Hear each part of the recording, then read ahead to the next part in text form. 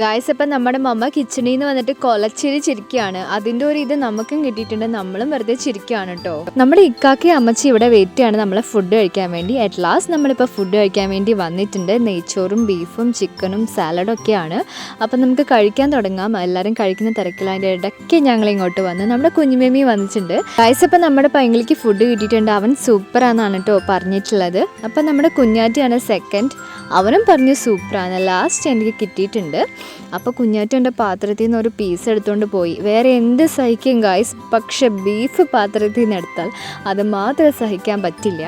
ഞാനിപ്പോൾ കഴിക്കാൻ പോകണ അടിപൊളി ടേസ്റ്റാണ് കേട്ടോ. അപ്പോൾ നമ്മളെല്ലാവരും ഫുഡ് കഴിക്കുകയാണ്.